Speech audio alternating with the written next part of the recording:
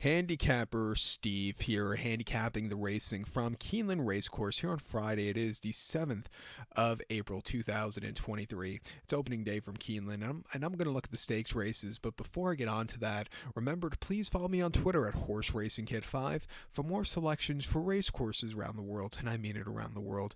Let's look at the stakes action here from Keeneland races 7, 8, and 9, all conveniently packed in an all-stakes pick 3. It's also the beginning of the late pick 4, but we'll concentrate on this pick 3. Seventh race from Keeneland, it is the Lafayette Stakes. It's going for a $400,000 purse. Races for 3-year-olds here.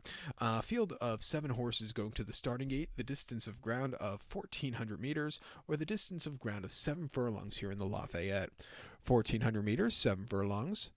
And kind of local prep race for the Pat Day Mile coming up in about 4 weeks' time, 3 weeks' time, whatever it is, 4 weeks' time it is on Derby Day. So, it's a good race. My top selection, I'm going to go take the number 5 horse, Corona Bolt. I'm going to go 5-1-3-4 in the superfecta. 5-1-3-4 super. Top selection of 5 horse, Corona Bolt. 3-year-old colt by Bolt de Oro. Brad Cox trains. Florent Giroux gets the mount. The horse's most recent outing came the 5th of March at Oaklawn. 6 furlongs, allowance race, 103,000. He was facing older horses that day with some class relief from his previous race, back to sprinting. It was a good confidence builder. He won by 1.25 lengths and basically in the front and all throughout. He had some challenge in the lane, but he basically took off clear. A very good run. Coming to a 7 furlong trip for the first time, facing some tougher horses. I think he has the speed and the dexterity to win here today. 2 back at Oaklawn on the slop. Mile 16, 20th of January in the Grade 3 Southwest. He finished 6th by 18.25 lengths that day, and he just, he was stalked early on, but then just couldn't keep up with Arabian Night. He's not a router. I think he wants to go 1-turn mile at best, or 7 furlongs. Just put a line through that race. And then right after Christmas at the fairgrounds, 6 furlongs in the Sugar Bowl. He won by 6.25, and basically on the front and all throughout. He could have probably won another 10 times around. Coming on with a 97 buyer, I thought that was good for a 2-year-old in 2022. And then mid-November, Churchill 6.5 in a main special weight. He won by a length, and basically he won for fun. Quickened up nicely from a tracking position. An all-around good race. Keep in mind, second place finisher was a next start winner also along with this one. He's treading well at Oaklawn. If he stalks like he did last on debut at Churchill, shouldn't be half bad. Closers really do well here at Keeneland. I'm going to give him a shot on the ticket.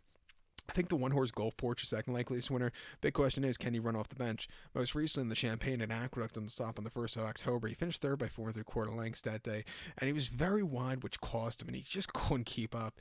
Before then, the hopeful, he had a decent place behind Forte that day, where he was just stupidly wide. You can't be 7 wide there. And then prior to that, in the Saratoga Special, he finished 2nd by 2.75 lengths and had a very troubled trip around the far turn, which cost him the victory. If he didn't check, he probably would have won by open lengths. But then on July 4th at Churchill in the Bashford Manor, he won by basically a baker's dozen and broke the maiden at Churchill by a half a dozen. He has a lot of speed if he wants to use it. He's going to have to find a clear, easy trip. He finally gets an inside post draw.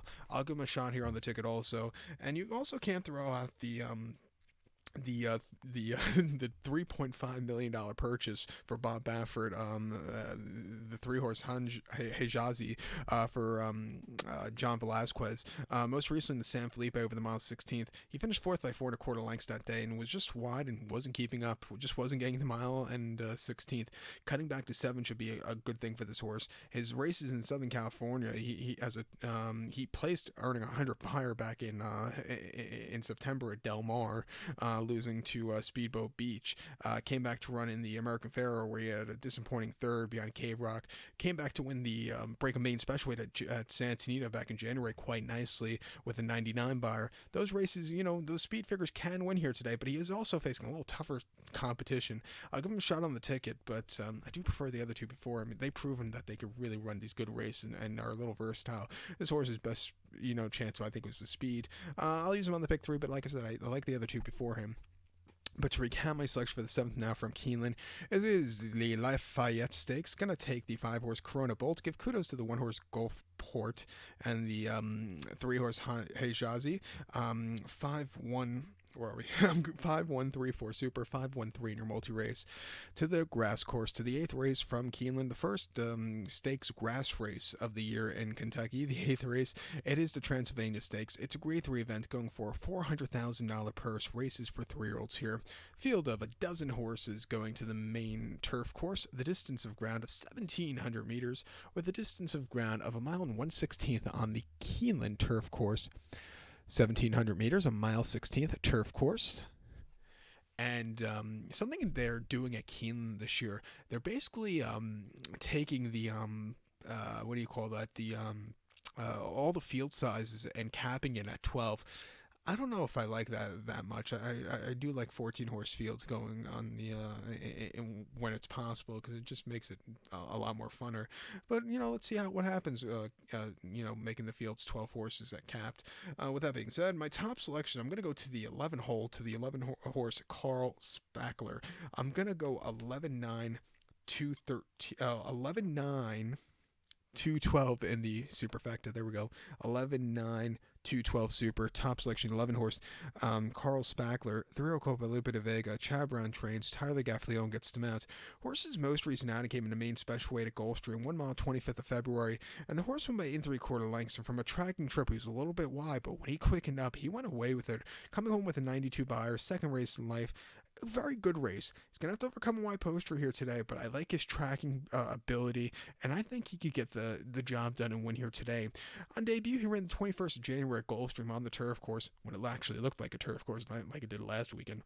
Ooh, it was looking rough. Mile 16th in the main special weight, and he finished second by head. He was very wide. He got bumped out of the gate. He had a very troubled trip for a debut race. But he got the place that day. He just couldn't keep up late. Kind of got caught, but he showed potential that day. I thought it was a very good confidence builder. After that, he came back to win quite nicely by open lengths. Since the last race, he's training well pace and refreshing here from a tracking trip. I think he get the job done. I'm definitely going to use him along with the 9-horse Niagara Rock. This 3-year-old colt by Leia. Grand Motion trains. Flavian Pratt gets mount.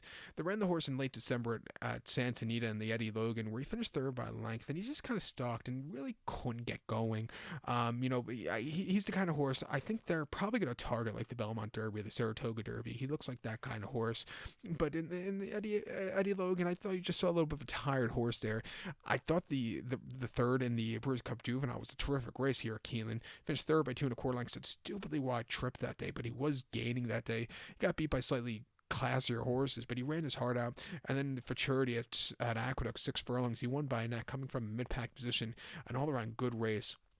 Back to a longer trip. Like I said, I think they're going to try to take him longer as the season goes on. It wouldn't surprise me if he wins at 8-1. We'll use him. And also, I think you'll also have to use the number 2 horse, Web Slinger.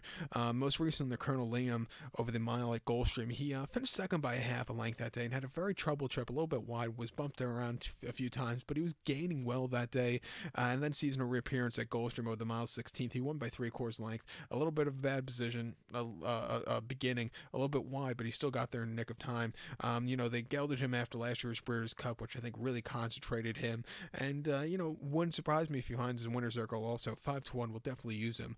But to recap my selection for the 8th from Keeneland, it is the Transylvania. Let's take the 12 horse, the 11 horse here, Carl Spackler. Give kudos to the 9 horse Niagara Rock and the 2 horse Web Slinger. 11-9, 212 super, 11-9, 2 in your multi-race. Let's get to the 9th race now from Keeneland, which is actually the featured on the program. It is the Ashland Stakes. It's a grade 1 event going for a $600,000 purse, race for 3-year-old fillies. Field of 7 horses are taking a stroll around the Keeneland main track, which is 1,700 meters in circumference, or the mile 16th trip on the Keeneland main track, starting and ending at the 16th pole. Mile 1/16th. My top selection, I'm going to go with the number 5 horse here, Punch Bowl. Let's go 5-2-4-3 in the superfecta.